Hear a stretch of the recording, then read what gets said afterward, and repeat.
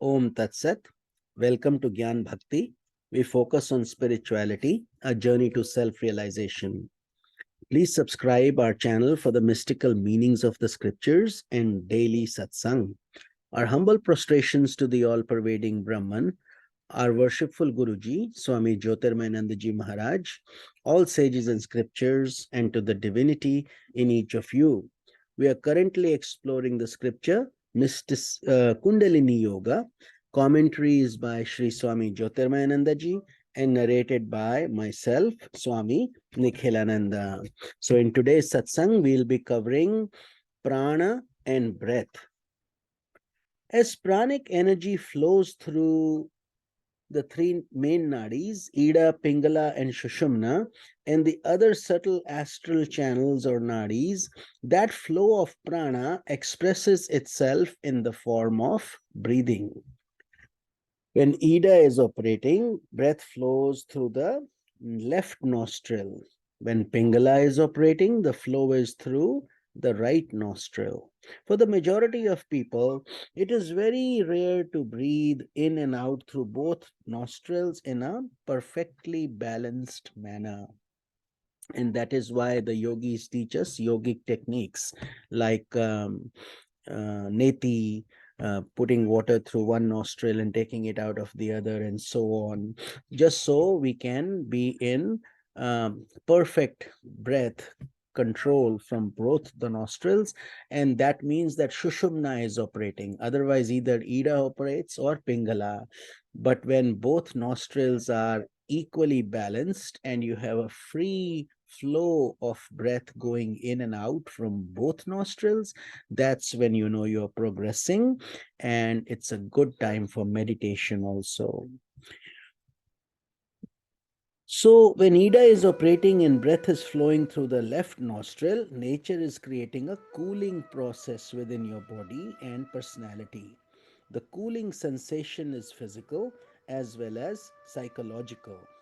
Physically, the body will begin to relax, and psychologically, the thoughts will become gentler and quieter. This is the time when one should engage in peaceful activities and work that does not require too much energy.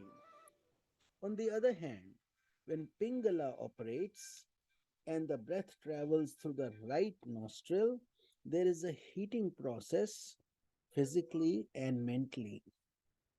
You're ready for more activity and dynamism.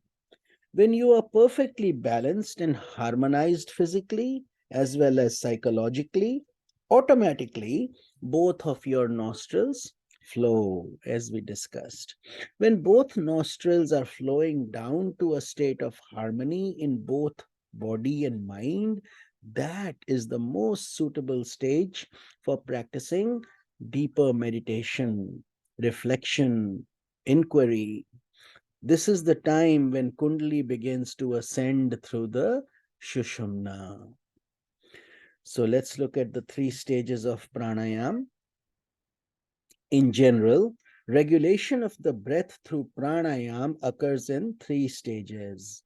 Purak means inhalation, Rechak, exhalation, and Kumbhak, retention. So while inhaling, one takes mukhya, main prana, or simply to say prana, to Mooladhara at the base of the spine through the Shushumna Nadi, the mystic channel that roughly corresponds to the spinal column, where it activates apana. During Rechak or exhalation, apana is withdrawn upwards from Mooladhara towards Manipura at the navel center. While retaining the breath, the movement of prana and apana are stopped at the navel region. The benefits of pranayama are significant. It prolongs life. A normal person breathes 21,600 times a day. It is said that if this normal breathing is maintained, a person would live for 100 years. But breathing is quickened in working, exercise, anger, passion, sleep, and fear. Life is thus shortened. By the practice of pranayama, however, the increased breathing is compensated for by the retention of breath. Thus, life is prolonged. Reduction of stress and mental distraction. Whenever the mind is tense and distracted, practicing a few minutes of pranayama enhances mental strength, cheerfulness, and serenity. Increasing success in reflection, meditation, and samadhi, as the pranas are harmonized and mental impurities are destroyed, one's internal spiritual practices become profound. Control of the mind and subtle desires. Pranayama leads to vasanayama, meaning control of subtle desires.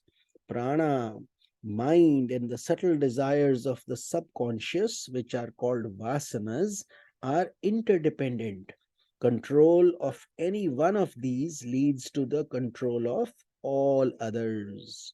That is, when one has attained mastery of prana, one automatically acquires control of the mind and subtle desires.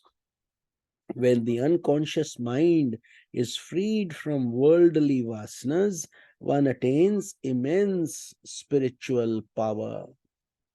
Development of a dynamic personality with subtle mystic insight.